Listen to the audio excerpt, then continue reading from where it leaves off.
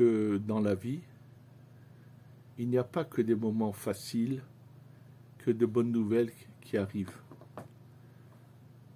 Pratiquement tout le monde a des moments où il doit affronter des épreuves difficiles.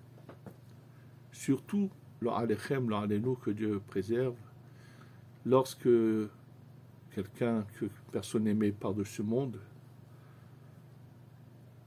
quelle doit être l'attitude, mais pas seulement par rapport à cela, par rapport à toutes les épreuves difficiles qui peuvent arriver à une personne, comment nous devons réagir, quelle doit être notre attitude, de quelle manière nous devons penser, parler. Et bien sûr, nous savons que nous plions aux paroles de nos sages, mais il faut que ce soit les paroles de nos sages et non pas toutes sortes de formules ou de slogans qui se propagent et qui n'ont aucune source, ou des déformations des textes de nos sages. Donc pour cela, on va, Be'ezrat Hashem, voir le texte et voir quelles sont la manière dont on doit réagir. Alors d'abord, dans la Gemara, nous avons deux personnages qui ont chacun utilisé une autre formule devant les problèmes. Le premier, c'est dans Masechet Berachot, qui Rabbi Akiva disait la chose suivante. Rabbi Akiva est ramené dans la Gemara pour expliquer justement une Mishnah qui se trouve dans Masechet Berachot, qui parle de la bénédiction que vous devrez réciter, que Dieu préserve des endeuillés à la suite de la perte d'un proche. Et comment faut-il la faire, cette bracha? Alors, pour bien expliquer ce que veut dire la Mishnah, la Gemara ramène ce que dit Rabbi Akiva là-dessus. Et la Gemara ramène la chose suivante. À la suite de cela, pour mieux expliquer, elle dit que Rabbi Akiva disait la chose suivante. Le'olam yehe adam ragil lomar. Que Le'olam sert toujours dans toutes les situations. Il faut s'habituer à dire Kol de'avid rahamana. Tout ce que fait Dieu, l'etav-avid, c'est pour le bien qu'il l'a fait.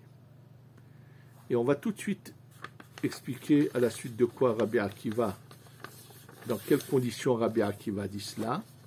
Mais avant, je voudrais vous ramener une autre formule qui se trouve dans Masechet Ta'anit, page 21, au premier côté de la page, de Nahum.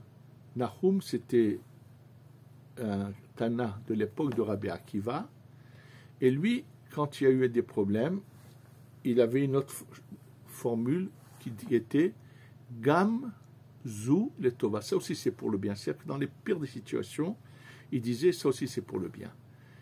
Alors, quelle différence qu'il y a entre ce que disait Rabbi Akiva, la manière dont il faut réagir, et celle de Nahum Ish Gamzu? D'abord, je vous ferai remarquer que Nahum Ish Gamzu n'a jamais dit que tout le monde doit agir comme lui. Il n'a jamais dit que tout le monde doit dire Gamzu le Tova. Ce n'est pas marqué. Alors que la formule de Rabbi Akiva, c'est marqué les olam yehe adam ragil. Il faut s'habituer à dire. C'est-à-dire que Rabbi Akiva, ce qu'il fait, c'est pas seulement pour lui, c'est un enseignement. Alors que ce que Nahum Ish Gamzu dit, c'est lui qui le faisait, mais pas pour les autres. Alors, il faut comprendre la différence entre ces deux formules. Alors, pour bien les comprendre, ces deux formules, et savoir ce que cela veut dire, il faut savoir que la Gemara de Masechet Brachot, Daf Samer, page 60, qui ramène Rabbi Akiva, elle la ramène à la suite de cette halakha qui est mentionnée, que de la même manière qu'une personne doit bénir pour le bien, c'est-à-dire réciter une bracha pour le bien, elle doit également réciter une bracha dans des mauvaises situations. Il s'agit bien sûr là de celui que Dieu préserve, a perdu un proche, un très proche, pour lequel il faut réciter la bracha de Baruch Dayan Haemet. Et la Gemara a décidé de comprendre, mais qu'est-ce que c'est cette comparaison? Et les termes de la Gemara pourraient nous tromper, parce que c'est marqué qu'apparemment, celui qui a perdu un proche, presque il devrait dire dans la joie, la bracha de Dayan Haemet. Et je vous dis tout de suite que c'est faux, puisque plus que ça, le Chaye Adam qui est connu, c'est un décisionnaire qui a vécu il y a à peu près 200 ans, écrit tout à fait l'inverse. Il dit ne récite cette bracha, l'endeuillé, qu'à qu'une condition, Vedavka keshemitzaer alotashmoa. Quand est-ce qu'il récitera cette bénédiction? Seulement s'il a du tsahar, de la peine, il est affecté par ce qu'il vient d'entendre.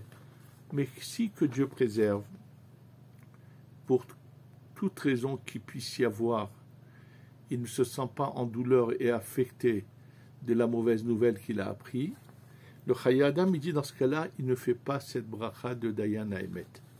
Donc vous voyez clairement qu'il faut avoir de la peine et être peiné de la chose. Et je vais vous dire plus que ça, le Bach, c'est un commentateur sur le livre qu'on appelle le Tour. Quand il vient expliquer pourquoi, d'abord le Rambam lui-même, quand il ramène cette Gemara, il a changé les termes. Il ne dit pas qu'il faut réciter cette bracha avec de la joie, pas du tout, que Dieu préserve. Il dit qu'il faut la réciter, il dit Betov Nefesh, qui veut dire avec résignation. Et pour bien qu'on comprenne le Rambam, aussi bien le Tour que le Shulchan Aruch ont expliqué que c'est de manière consciente. Beda'at shlema venefesh chavetza, ça veut dire de manière consciente. Et le Bar qui vient expliquer leurs paroles dit pourquoi ils avaient besoin de changer les termes. Il dit puisque ve'u, et regardez, écoutez les termes. C'est impossible qu'un homme soit content d'un malheur, d'une douleur, d'une souffrance qui vient de lui arriver. Donc c'est le Bar qui le dit. Je vous ai cité les termes. Si vous voulez le voir, le Bar a écrit cela sur le Or HaChaim, Siman, donc le Shulchan Aruch Or HaChaim, Siman, Resh, Kaf, Bet, 222. Vous pourrez là-bas, Chayav Adam Levarech, Ala Ra'a, et là, le Bach explique les choses. Donc, c'est évident que lorsqu'il arrive quelque chose de douloureux, que on ne nous demande pas de danser ou de chanter, que Dieu préserve.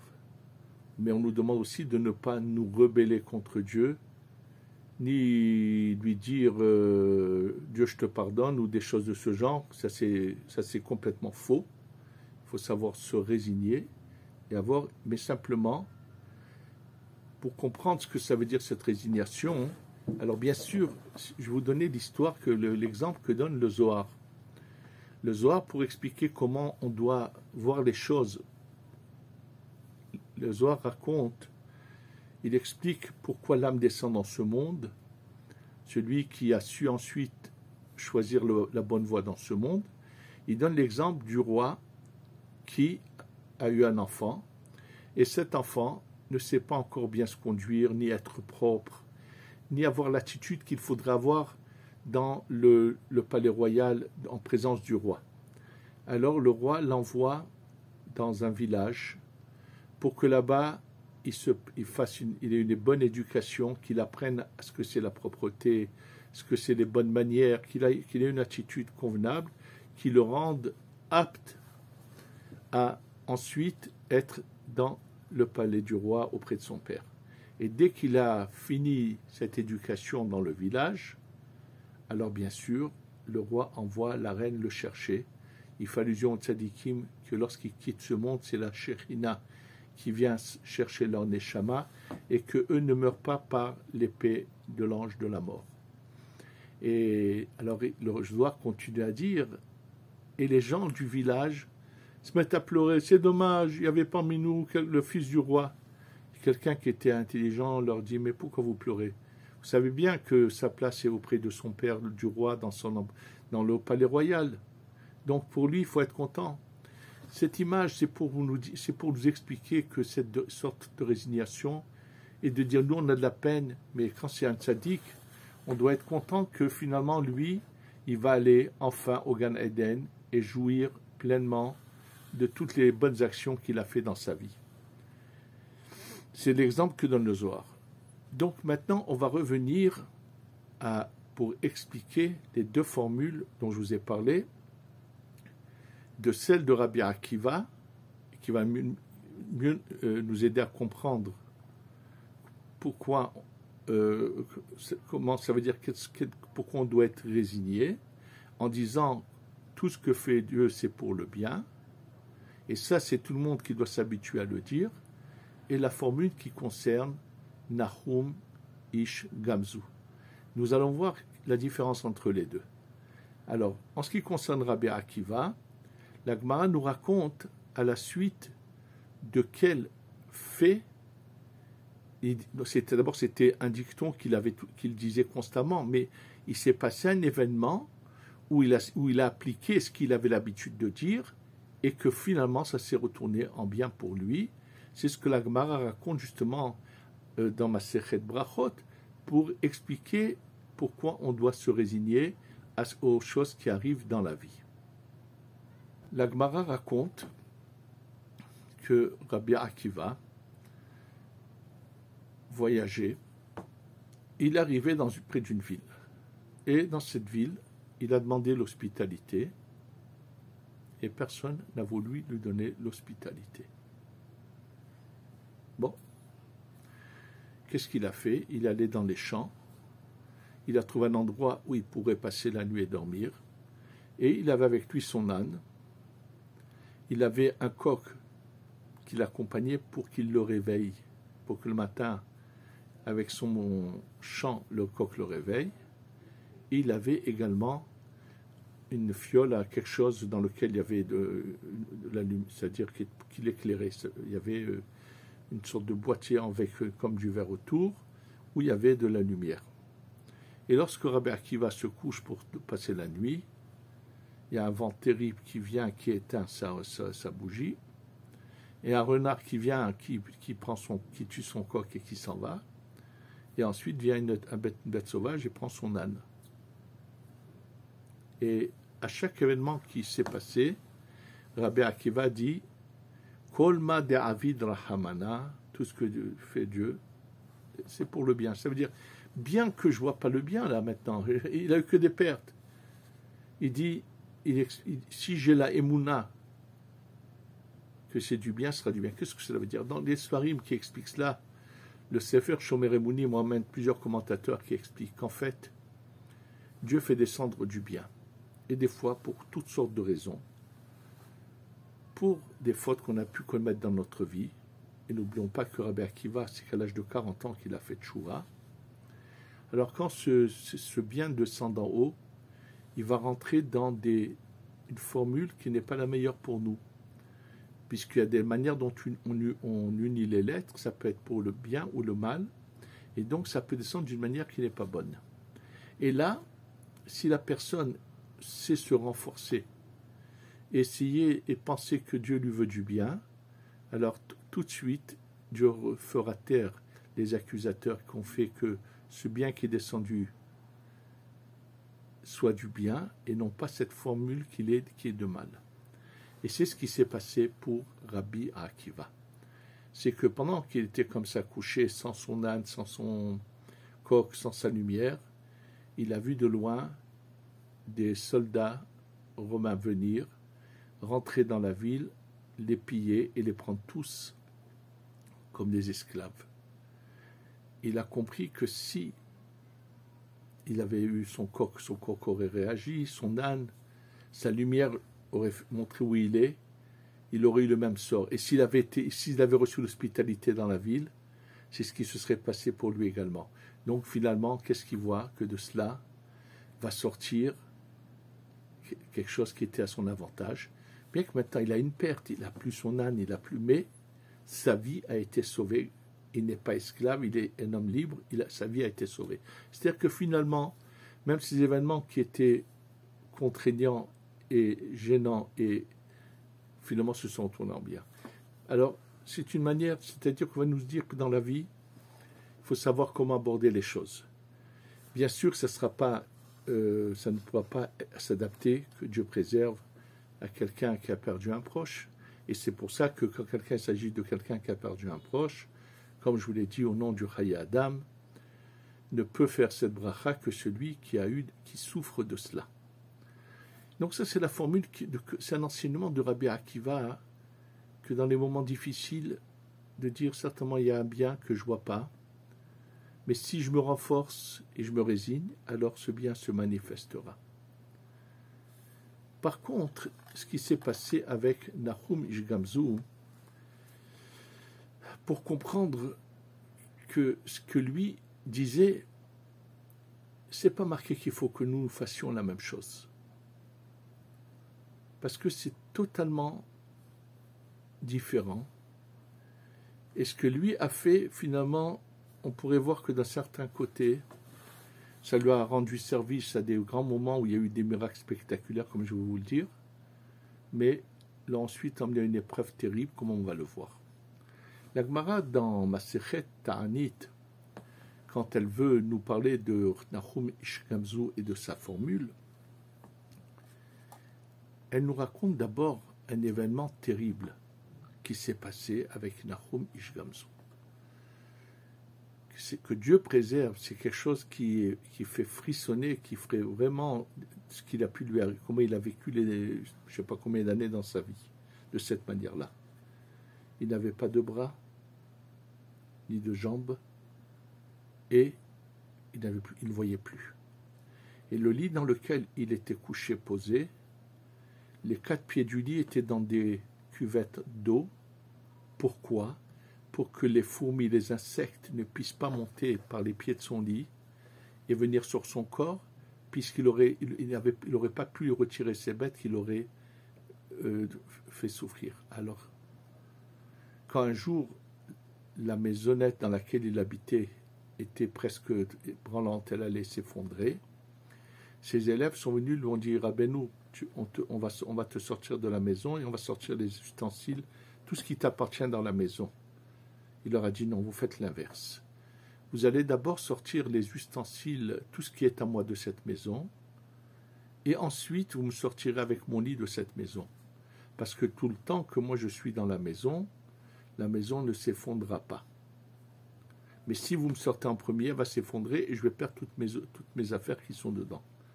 Alors ils sont surpris, et il lui dit, si tu es tellement sadique, comment tu es arrivé à une telle situation, d'être dans cet état vraiment infirme à ce point-là? Il leur a dit, à la suite de quoi ça lui est arrivé, il a dit qu'une fois, il revenait de chez son beau-père, il avait 3 ânes pleins de victuailles, de nourriture, de beaucoup de choses qu'il ramenait, et voilà qu'en route, il rencontre quelqu'un qui est sur la route, qui lui dit, Rabbeinu, donne-moi vite à manger, j'en peux plus. Quelqu'un qui était affamé, qui n'avait pas mangé pendant longtemps. Il descend de son âne, il commence à descendre tout ce qu'il y a sur les ânes qui portaient derrière lui, à descendre des choses petit à petit pour ouvrir les sachets pour lui donner à manger. Et le temps qu'il ouvre un de ces sacs dans lesquels il y avait de la nourriture, ce malheureux est mort de faim. Quand Nahum a vu que ce pauvre malheureux était mort de faim, il a été très très marqué. Le Ben Ish Chai dit, mais qu'est-ce qu'il aurait pu faire de mieux? Le Ben Ish Chai dit qu'au lieu de petit à petit descendre les paquets, les ouvrir, il devait carrément tout de suite déchirer un de ces sacs, le déchirer pour vite lui donner à manger, parce qu'il devait penser que peut-être que ce malheureux était à l'extrême. Et le fait qu'il n'ait pas pensé à ça, il s'en est beaucoup voulu et il a décidé de se mortifier de la manière suivante. Ses bras qui n'ont pas tout de suite agi, qu'il se coupe. Ses jambes qui n'ont pas tout de suite agi et qu'elles se coupent. Ses yeux qui n'ont pas tout de suite réagi, qu'elles s'aveuglent. Il est devenu infirme d'une manière horrible, comme je vous le dis. Et la Gemara de continuer et de raconter pourquoi on l'appelait Nahum Ish Gamzu, l'homme de Gamzu, parce qu'il avait toujours l'habitude de dire Gamzu Letova, et on savait que des miracles se passaient avec lui. De quoi s'agit-il? La communauté juive en Israël, l'ensemble du peuple qui était là, avait décidé d'envoyer un cadeau au l'empereur à Rome. Apparemment, ils avaient des besoins qu'ils ne mettent pas trop de pression sur eux et les opprimer.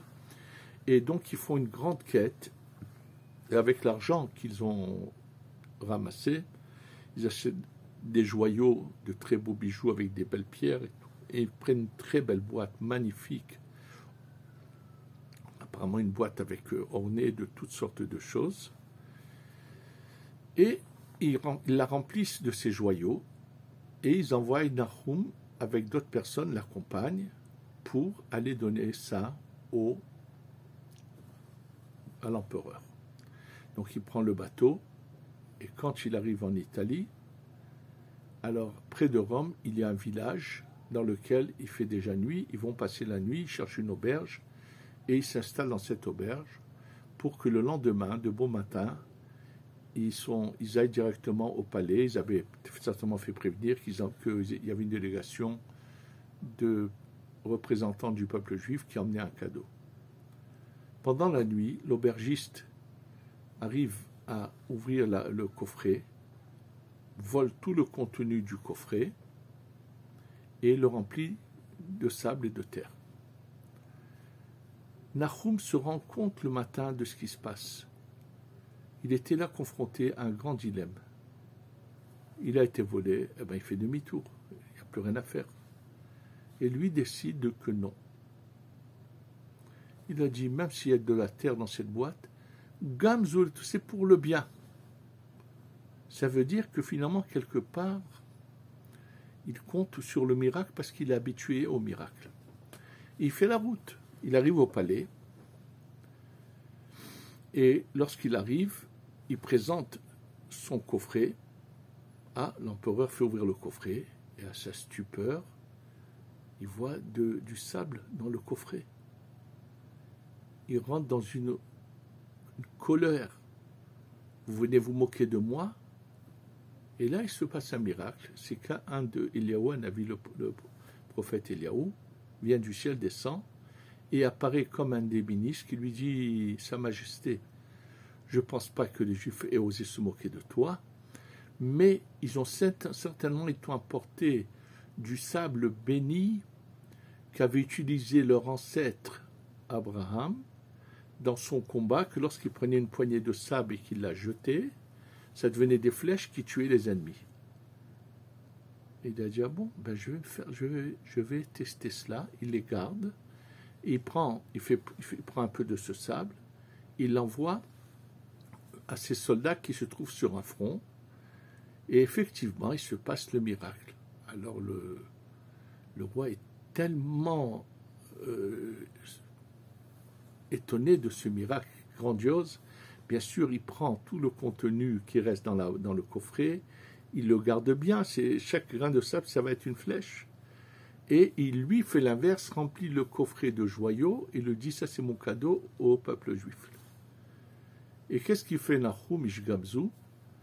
Au retour, pour arriver au port, il repasse par le même village, et les villageois qui l'avaient volé, qui étaient sûrs, qui savaient qu'il allait vers le roi, ne peuvent pas croire de leurs yeux de voir qu'il revient. Il revient au même endroit. Il lui pose des questions. Il lui dit, oui, il y avait du sable, et c'était du sable béni, et il raconte toute l'histoire.